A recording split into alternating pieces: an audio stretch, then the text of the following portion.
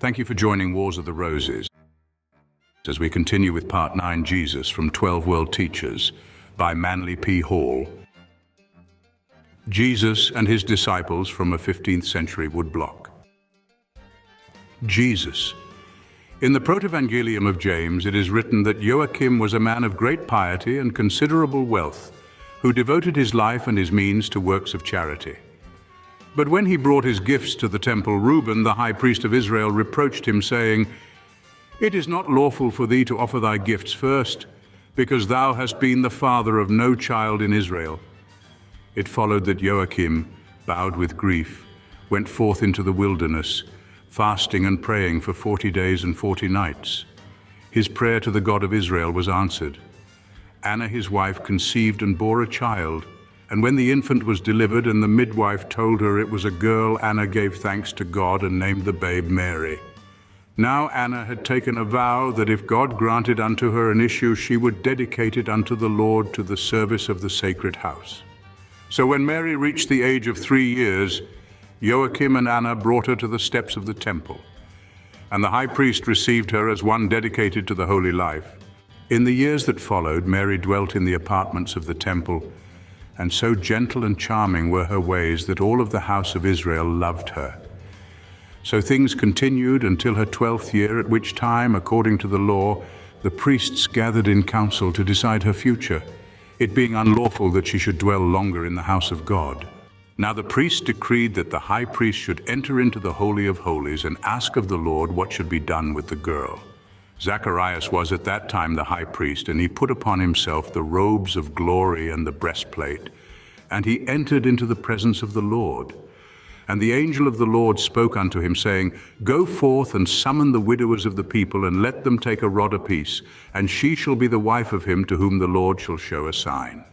Now Joseph, surnamed Panther, was the most aged of the widowers of Israel, and hearing the summons of the priests, he laid down his axe and came with the others to the porch of the temple. The priests gave to each man a rod, each with a different marking upon it. The rods were then taken into the temple to be blessed. Afterward they were distributed again, and the last to have his rod returned was Joseph. And as he took hold of the rod, a dove flew out of it. Joseph was greatly embarrassed, for he had grandchildren as old as Mary, and was himself close to 90 years of age. He said to the priests, "Let me not become ridiculous before the children of Israel." But the priest replied that only misfortune could come to one who gainsaid the will of the Lord. So Joseph took Mary into his house and continued in his trade as a builder. When Mary was about 15 years old and had been 3 years in the house of Joseph, a voice spoke to her as she stood one day drawing water from the well. She could not see where the voice came from, and in great fear ran back to the house. Another time, as she sat spinning, a celestial being appeared and announced that she should bear a son, that his name should be Jesus, and that he should be the Savior of his people. And Mary answered, "Behold the handmaid of the Lord, let it be unto me according to thy word." In the course of time, Joseph learned that Mary was to bear a child, and he was sorely troubled and afraid. The angel of the Lord came unto him also, and Joseph went to the priests, and the priests doubted and tested Joseph and Mary, but finding them without fault, the high priest said, "If the Lord God hath not manifested your sins, neither do I judge you," and dismissed them. An order had been issued by Augustus Caesar that a census should be taken of all the people of Israel. It was further decreed that they should come up to Bethlehem to be enrolled. Joseph was deeply troubled, for he did not know how to enroll Mary, being ashamed to list her as his wife because of the difference in ages, and afraid to register her as his daughter. He finally comforted himself with the thought that the Lord would reveal the way. So he saddled him ass, and to one of his sons he appointed the task of leading it. He placed Mary upon the animal, and together they started for Bethlehem. They were about 3 miles from the city when the time came for Mary to bring forth her child. Joseph found a cave, and it was there that the infant was born.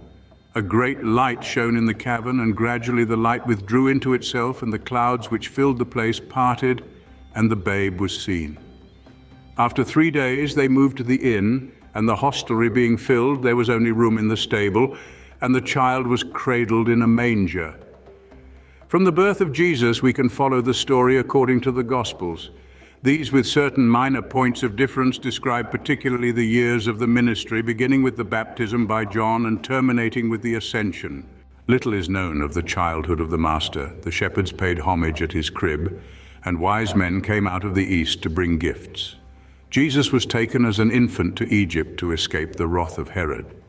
Later, he returned to his own country and appeared in the synagogue at the age of 12, arguing with the priests and elders. It is also indicated that he practiced the trade of Joseph, at least for a time. From the apocryphal Gospels, we gather a few more details, uncanonical but probable. The Gospel of Thomas describes him growing up in the house of Joseph, performing miracles and manifesting even in infancy evidences of extraordinary powers. On one occasion, he molded little sparrows of clay. He clapped his hands, and the birds came to life and flew away. Jesus was at that time 5 years of age.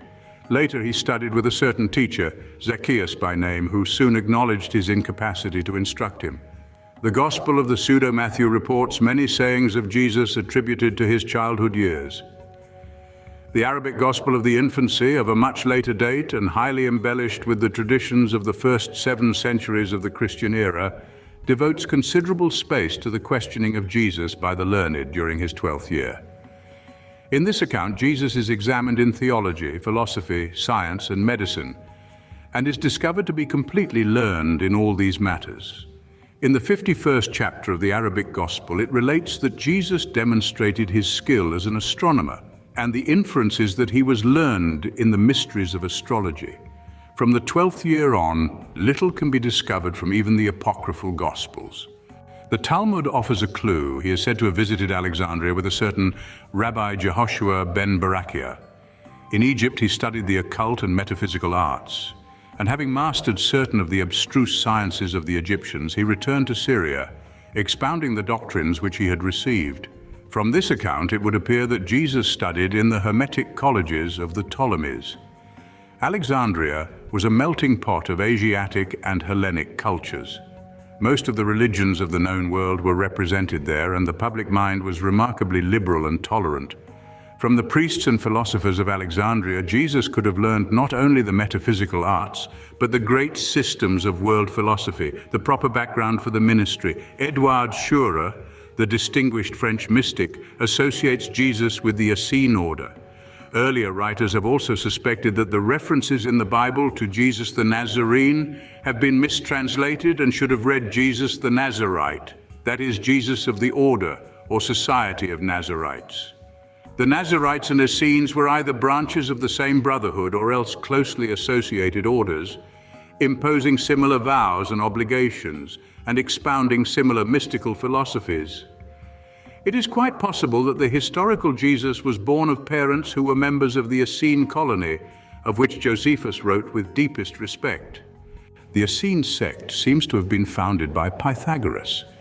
It was certainly of Greek origin, and having been adapted to Syrian soil, flourished particularly in the villages and towns about the Dead Sea and on Mount Carmel.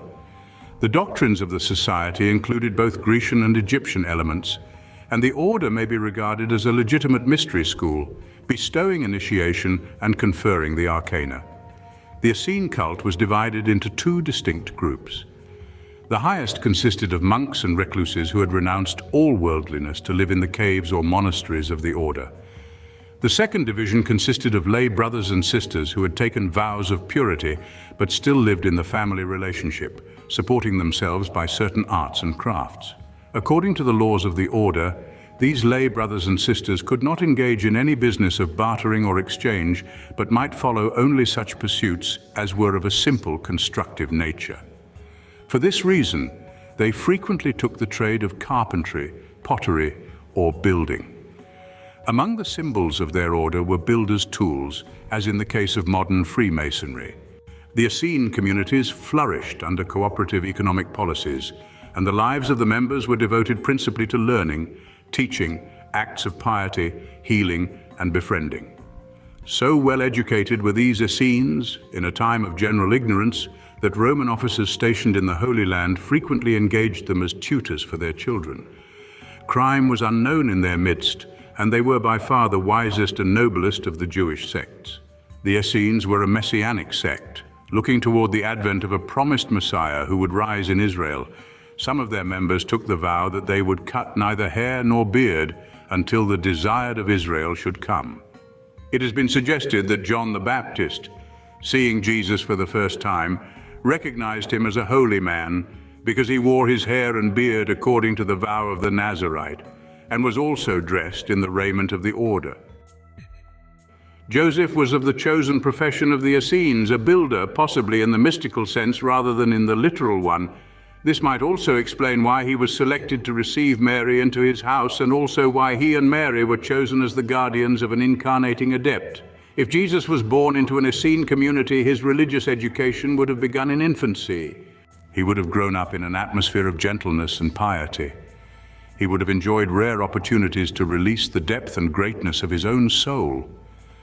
His youth would have been spent in study and travel, and after a proper probationship, and having reached the proper age, the age of 30, he could by choice have taken the vows of the initiate and entered the higher division of the order. In this way, the several accounts of his life might be parts of one fact. As an Essene, he would have traveled in Egypt, possibly in Greece, and he might even have undertaken the difficult journey to India, as did Pythagoras before him. The mysteries had no religious prejudice, and disciples traveled from one school to another, perfecting themselves in the wisdom of all nations and all ages. In the Homis monastery in Little Tibet, there are said to be manuscripts proving that Jesus joined a caravan bound for India, where he remained for some time, returning to Syria in his 29th year. It is quite possible that records concerning the youth of Jesus were suppressed or destroyed by the early church to prevent members of the new faith from discovering that Christianity was rooted in the religions of the so-called pagans. Unfortunately, the bigotry and fanaticism of a few people are responsible for 19 centuries of misunderstanding and persecution in Christendom. Hundreds of books were destroyed by the Council of Nicaea, and among them may have been the records of the childhood and training of Jesus. The ministry of the Master, which followed upon the baptism by John, continued for less than 3 years. It was devoted to two principal lines of activity: the performing of miracles and the teaching of the new covenant, usually translated as testament. By the miracles, Jesus is made to appear as a wonder worker, like the fabled Mahatmas of Asia, and by his teaching he is made to appear as a reformer of the corruptions which had arisen in the orthodox Jewish faith. He states definitely that he has come not to tear down the faith of Israel, but to fulfill it, and to bear witness to that which had been prophesied by the patriarchs. Like most great teachers, Jesus could not ignore the social problems of his day. Jerusalem, the city of the prophets, and Judea, the land of the patriarchs, were in bondage to Rome. Numerous groups had sprung up among the Jews, praying, plotting, and planning for deliverance. Jesus could scarcely have failed to be involved in the political problems of his people.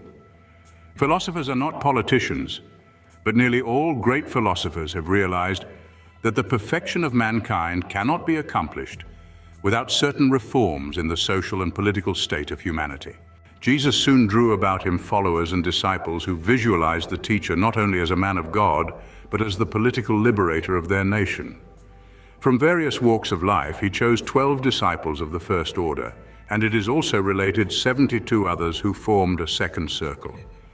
These disciples and followers, in their enthusiasm, contributed to the destruction of that which they loved most. Through their religious nonconformity, they alienated the Jewish priests, and through the political inferences of their message, they alienated the Roman governors. All that remained was the common people, a force easily molded by ulterior motive. As the years of the ministry drew to a close, Jesus and his little band of followers were drawn fatally and inevitably to the city of Jerusalem. Jesus realized that the end was near, but the message had to be brought to the city of the kings, the very heart of Israel. Misunderstood most by those closest to him, he gathered them about him for the last time in fraternity and celebrated the Passover with the Last Supper. There was much more to this sacrament than is preserved in the Gospels. It was the last secret meeting of the 12 who were to carry on after the passing of their master. Of these 12, only one died a natural death. Judas, it is said, destroyed himself, and all of the others except St. John were martyrs. It is said that the disciples and the Master sang together, and St. Augustine, in the 236th letter to Bishop Seretius, preserves the words of the song, "I wish to unbind and I wish to be unbound. I wish to save and I wish to be saved. I wish to beget and I wish to be begotten. I wish to sing, dance ye all with joy. I wish to weep, be ye all struck with grief. I wish to adorn and I wish to be adorned. I am the lamp for you who see me. I am the gate for you who knock. Ye who see what I do not tell what I am doing. I have enacted all in this discourse, and I have not been in any way deceived." The hymn was followed in the ancient Jewish custom by the breaking of bread and the passing of the cup. After this, according to one of the Apocrypha, Jesus and his apostles celebrated the mystery with a ritualistic dance, after which certain matters were discussed which might not be revealed to the profane. The Last Supper took place on Wednesday, the last day of April, in the evening. In a sense, the Last Supper concluded the ministry. The Master had put his house in order and had finished the communication of such arcana as he gave to his disciples. The only hint that we have as to the nature of the secrets which Jesus imparted are to be found in the Gnostic Gospels, the Pistis Sophia, and the books of the Savior. The scene in the Garden of Gethsemane followed. The suffering man appears briefly through the otherwise tranquil tradition. He was arrested and brought before Jewish and Roman law, and having been found guilty by the former, was brought before Pilate, who found no guilt in him and washed his hands of the whole matter. The exact circumstances surrounding the death of Jesus are extremely obscure. The Gospels insist that he was crucified, but such a death is most improbable, for it was distinctly against Roman law. Crucifixion was not a punishment meted out to civil prisoners, but was reserved for robbers and murderers. Even in the early centuries, the crucifixion was a moot question, and we can sum up the early opinions in a few sentences.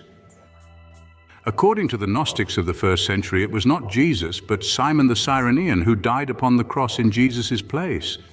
Other early schools, which held the divinity of Jesus as Christ, declared that an illusion was sent by God upon the people so that they appeared to see Jesus, the man, die, but that Christ as God could not die or even appear to die. Another school insists that he was taken from the cross while still alive, and that he left Syria, traveling eastward on a journey to India. These accounts accept the crucifixion as at least a partial reality, but Irenaeus, one of the early fathers contemporary with the disciples and claiming to have spoken with some of them, declared that Jesus died in fullness of years. In the Jewish records, a prophet who some have tried to identify as Jesus was stoned to death by an incited mob. Be these opinions as they may, Jesus disappeared from history and tradition in his 33rd year, completing in less than 3 years a ministry that was to affect the whole of civilization, and from its humble beginnings in the barren rocky lands of Syria was to spread to every corner of the earth. The teachings of the Master. The principal sources of information concerning the teachings of Jesus are, of course, the Gospels and epistles, to which may be added a few fragments from the ante-Nicene and post-Nicene fathers. The orthodox churches have rejected the Gnostic Gospels and such words of Jesus as were recorded in the apocryphal texts. The teachings of Jesus in the Gospels are for the most part simple statements of spiritual or moral truths, intended for the comparatively uneducated multitudes who gathered to hear his words. From the beginning, the Church was perplexed by the absence of a systematic religious or philosophical policy. They coped with the problem in two ways. First, by incorporating the Mosaic theology into the Christian system to give foundation and background to the sermons of the Master. Second, by a series of church councils, they legislated into existence a Christianized system of philosophy, which they distinguished by the term orthodox or canonical. Actually, there is no evidence to prove that modern Christianity, particularly modern church organization, is really founded upon or consistent with the original teachings of Jesus. Rather, the church is the product of a dilemma, the result of numerous interpretations and reforms. The absence of facts always results in a chaos of opinions. There is no other religion in the world in which there are so many discordant sects, each claiming a peculiar integrity of interpretation. It is extremely difficult after the passing of 19 centuries to discover with anything resembling certainty the genuine precepts of Christian doctrine. There are three principal schools of interpretation founded upon three opinions as to the nature of Jesus himself. We may say that the first school assumes the humanity of Jesus. By this we mean that it regards him as a highly evolved, learned, and unselfish man who as a man lived, preached, and died a martyr to his ideals. This school consequently encourages the development of the moral virtues, fosters learning, and has as its goal the ultimate elevation of all men to a similar state of perfection, with Jesus as their example and inspiration. The second school affirms that Jesus was of a divine and also human nature, human in his birth, growth, and education, but divine in his ministry. The Spirit of God descended upon him at the baptism by John, and from the baptism to the crucifixion, he was the very embodiment of God. The words of Jesus are therefore divine and infallible utterances. It is the duty of the pious Christian to accept without question not only the teachings of Jesus, but the dogma of his divinely overshadowed church. The third school denies the humanity of Christ, maintaining stoutly that Jesus was God and that the whole life was a divine mystery unique in the history of humanity, superior to every other spiritual tradition of the race. This school also places man in the negative position of a supplicant, being nothing in himself and depending entirely upon divine grace for his salvation. It is evident that these are hopelessly irreconcilable premises, and it is also evident that sects built up around these premises would be in constant conflict with each other. In the end, argument and confliction overshadow the moral and ethical teachings so that principles are lost in a confusion of creeds. It does not seem to have occurred to most theologians that Jesus was a mystic and spoke in the mystical sense, speaking of matters beyond the experience of many and beyond the understanding of most. Probably the most tragic misunderstanding that has come out of the misconceptions of interpreters is the orthodox conclusion already noted that Jesus was God incarnate, and that by that very fact Christianity occupies an ineffable place among the beliefs of man. This mistake is due to a complete ignorance on the part of the average member of the Christian laity as to the meaning of the mystical theology of the ancient mysteries. Jesus, speaking in terms of mystical realization, is interpreted literally by a misunderstanding world. Jesus, as an initiate of Oriental mysteries, says, "I and my Father are one," whereupon the ignorant Orthodox thinker interprets this to mean that God in proper person withdrew into the body of Jesus and functioned therefrom. The words of Jesus actually mean that he had discovered in himself his identity with universal truth and life. The mystic knows what Jesus the initiate meant when he said that he came to bear witness, but the narrow-minded have attempted to make out of a great spiritual truth the material for a small creedal notion.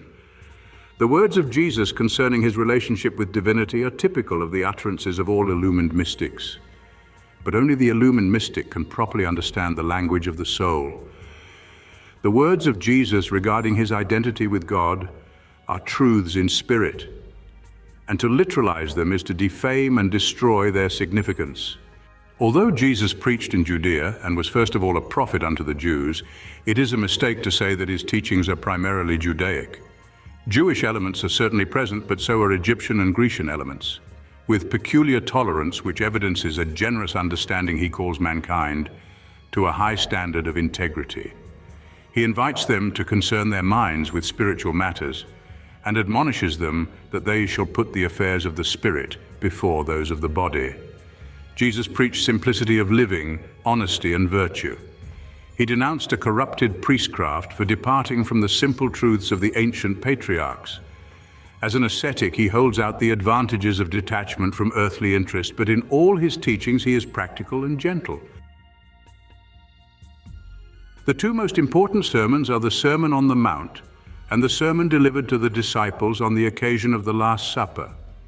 Together, these two sermons are Christianity, yet how deliberately and intentionally the words of the Master have been misunderstood. In his parables, he points out the morals of thrift and devotion, and to the world he gave his commandments, the true creed of Christendom: "Thou shalt love the Lord thy God with all thy heart and with all thy soul and with all thy mind. This is the first and great commandment, and the second is like unto it: Thou shalt love thy neighbor as thyself. On these two commandments hang all the law and the prophets."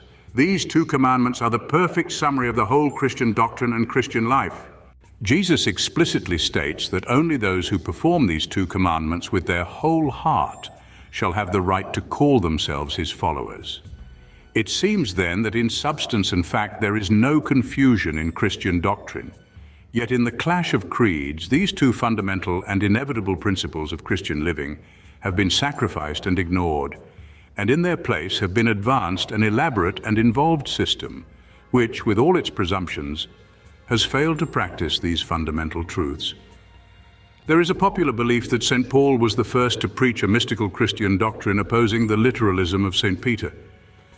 Certain it is that Paul recognized Christ as a spirit dwelling in man and not as an historical personality. This does not necessarily mean that Paul denied the existence of the historical Jesus or his ministry, but rather that he recognized the mystical factor in the spiritual life. In the epistles, Paul clearly indicates that he is conversant with Eastern metaphysics and sees in Christianity a mystery school teaching simple moral truths to the profane, but reserving for the initiated a deeper and carefully concealed doctrine. In some respects, it is remarkable that the Pauline viewpoint was admitted into the canonical texts, for even the superficial reader must realize that there are startling inconsistencies between the Gospels and Paul's letters. There is also considerable internal evidence that the writings of Paul were doctored to make the contradictions less glaring, so that the modern reader discovers to his astonishment that Paul appears to contradict himself. The truth of the matter is that Paul, who never met the Master in the flesh, alone perceived the spiritual significance of his life and ministry. The apostles saw with their eyes and tried to record what they saw, accepting all things in the flesh. Paul saw with the Spirit, perceiving inwardly and recording Christianity not as a sect or a doctrine, but as a mystical experience. The viewpoint of Paul is sustained by the Gnostic Gospels and the metaphysical tradition. Jesus, the initiate, stands out as a teacher of an esoteric tradition. It becomes evident that a true Christian is one christened within, not a follower after sects. Not by the sacraments of the church, but by the sanctification of the life is the righteous man admitted into the assembly. Words without works are dead. True Christianity is not a faith, but a discipline, not an acceptance, but an achievement. The early church, patterned after pagan mysteries, sought for a little time to perpetuate the arcana, but such a procedure would doom the church to a humble and obscure existence, ministering only to a devout and dedicated few.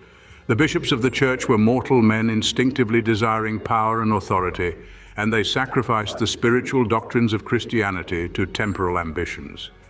The majority of mankind neither desires to improve itself nor to support an organization which demands a high degree of integrity. The outer body of the church increased to the degree that the standards of Christian living were lowered until at last, promising everything and demanding only temporal support, the church gained temporal power at the expense of spiritual authority. It is for this reason particularly that the Christian thinker must never confuse the Jesus of Nazareth with the Christ of the modern church, nor must the Christian thinker permit the clergy to interpret for him spiritual matters of which the clergy itself is ignorant. The proof of what we say is the present state of Christendom, which is evidently and undeniably woefully lacking in nearly all of the virtues which the Master taught. Jesus stated that those who claim to be his followers should do his works, that is, should live the truths which he taught. Yet Christian society is not founded upon Christian ethics. The Master said, "Love ye one another," but Christian nations do not love one another. Christian sects do not love one another, and the peoples of Christendom do not love one another. Glaring inconsistency is due to the pernicious teaching that theology by a special dispensation is empowered to save man in spite of what he is, rather than because of what he is. There is no great teacher whose doctrines have been more intentionally misunderstood than those of Jesus. But the intelligent thinker is able to distinguish clearly between Christianity and churchianity. Churchianity prays and pleads and exhorts with formulas for every failing of the soul, washing out all the sins of man with holy water. The real teaching of Jesus simply states that he who lives the life shall know the doctrine. Quotations from the words of Jesus as recorded by St. John. I am come a light into the world, that whosoever believeth on me should not abide in darkness. Verily, verily, I say unto you, the servant is not greater than his Lord, neither he that is sent greater than he that sent him. A new commandment I give unto you, that ye love one another, as I have loved you, that ye also love one another. In my Father's house are many mansions. If it were not so, I would have told you. I go to prepare a place for you. Believest thou not that I am in the Father, and the Father in me? The words that I speak unto you, I speak not of myself, but the Father that dwelleth in me, he doeth the works. If ye love me, keep my commandments. Greater love hath no man than this, that a man lay down his life for his friends. I came forth from the Father, and am come into the world. Again I leave the world, and go to the Father. My doctrine is not mine, but his that sent me. Except a man be born again, he cannot see the kingdom of God. But the hour cometh, and now is, when the true worshippers shall worship the Father in spirit and in truth. For the Father seeketh such to worship him. God is a spirit, and they that worship him must worship him in spirit and in truth. Thank you for watching, and please don't forget to share, like, subscribe, and comment. And if you can, please consider donating to Wars of the Roses. Links to PayPal and Patreon are in the description. Thank you so very much.